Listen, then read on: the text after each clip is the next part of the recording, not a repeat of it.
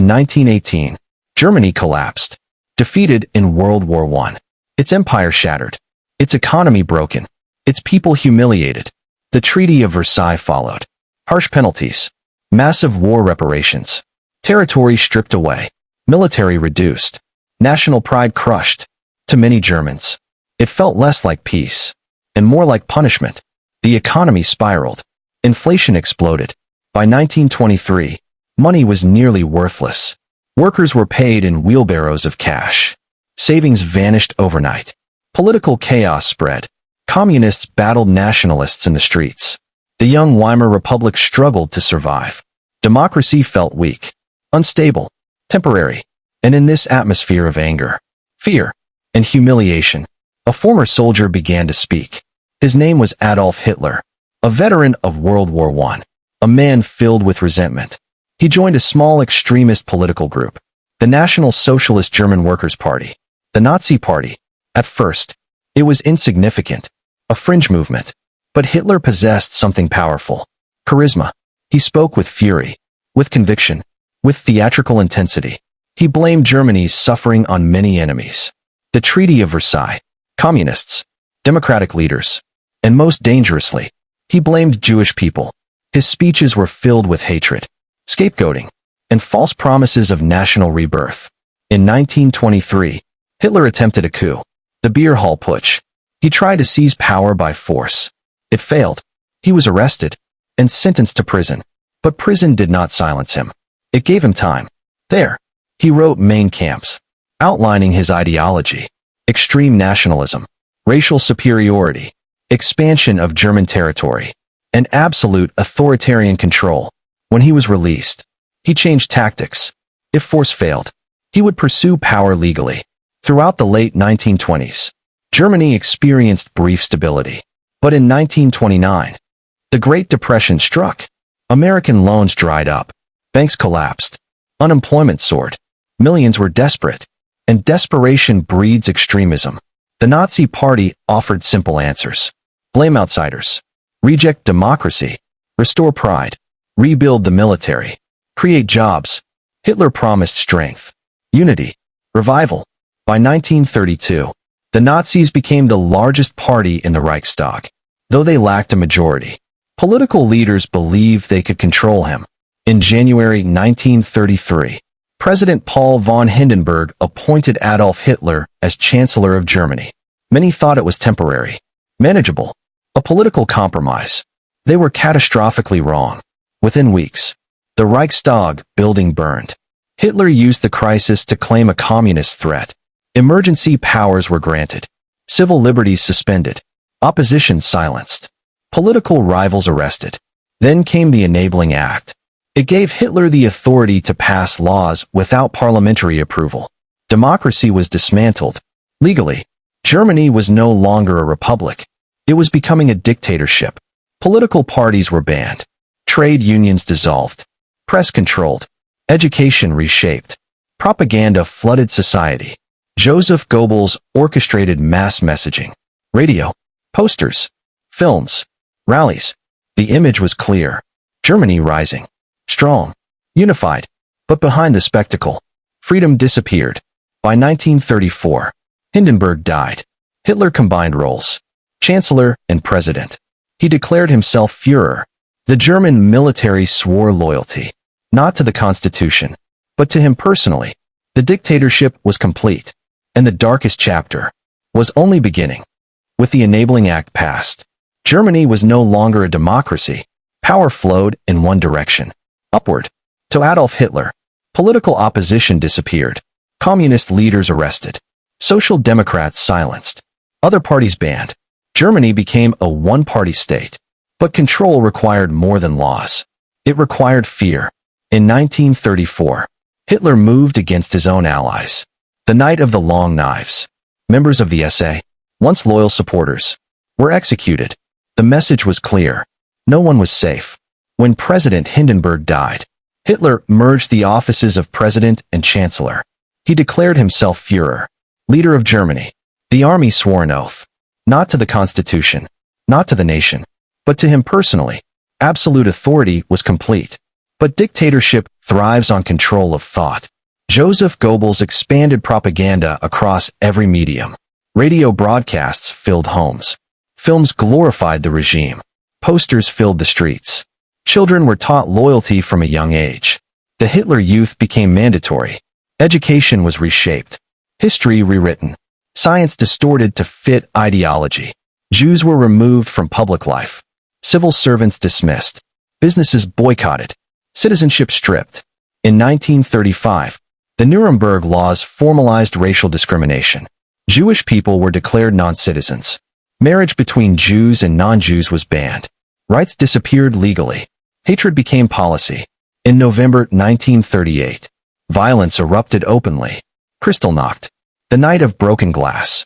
Synagogues burned. Shops destroyed. Thousands arrested. The world watched. But little action followed. Meanwhile, Germany rearmed rapidly. In direct violation of the Treaty of Versailles, factories produced tanks, aircraft, weapons. Unemployment fell. Public works projects expanded. Highways constructed. Many Germans saw economic improvement, and support for Hitler grew.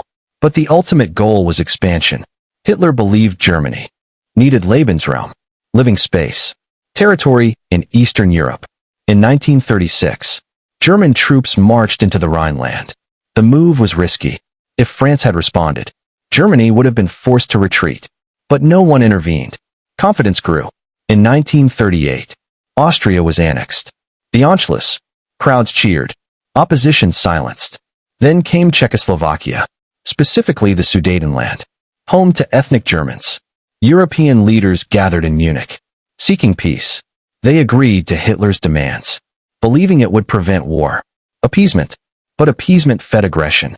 By March 1939, Germany occupied the rest of Czechoslovakia. Promises broken.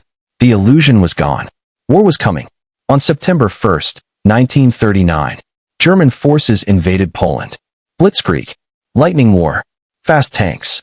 Coordinated air strikes. Overwhelming force. Within weeks, Poland collapsed. Britain and France declared war. World War II had begun. What began as one man's rise to power was now a global catastrophe, and the worst was yet to come. Germany moved with speed. Poland fell within weeks. Western Europe braced for impact.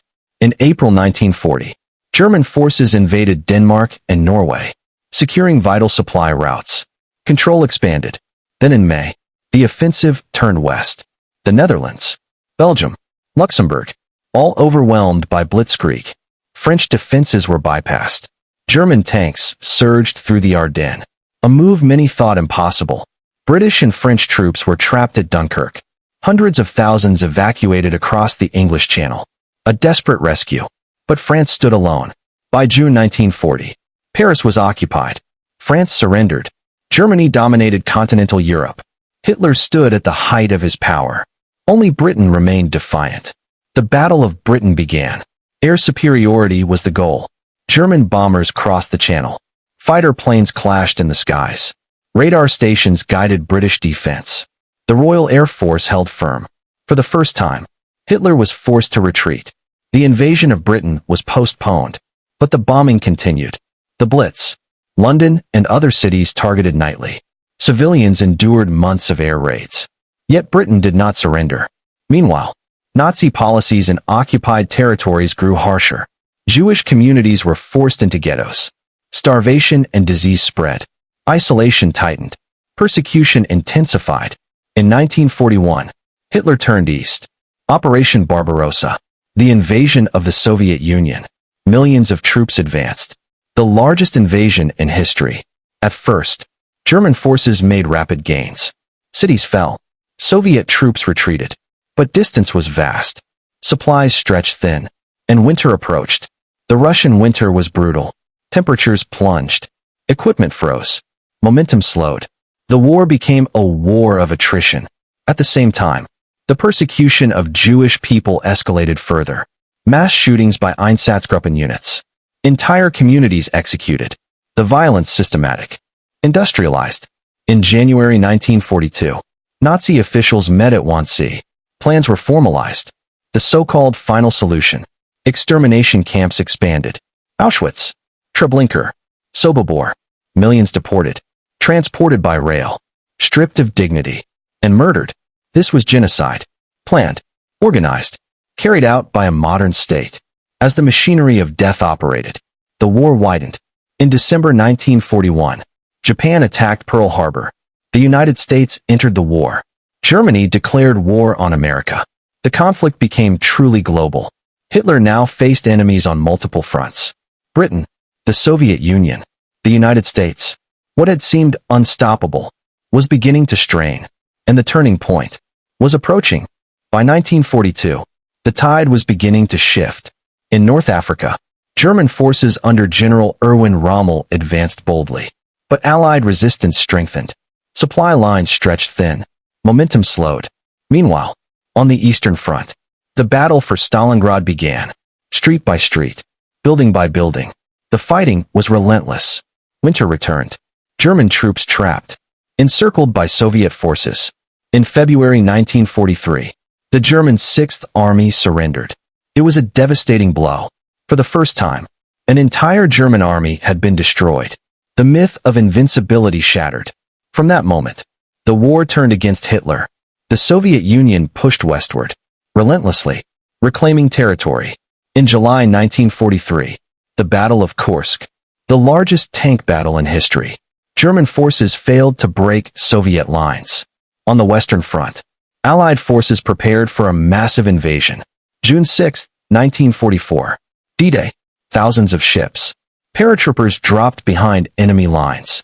Soldiers stormed the beaches of Normandy. It was brutal, bloody, but successful.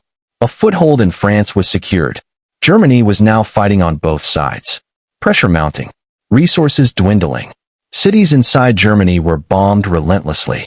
Hamburg, Dresden, Berlin. Industrial capacity weakened. By late 1944, Allied forces crossed into German territory. Desperation grew within the regime. Young boys and elderly men drafted into defense. The once powerful war machine, now exhausted. In April 1945, Soviet forces encircled Berlin, the capital under siege. Inside a bunker beneath the city, Hitler remained, refusing surrender, detached from reality. On April 30, 1945, Adolf Hitler took his own life. Days later, German forces surrendered.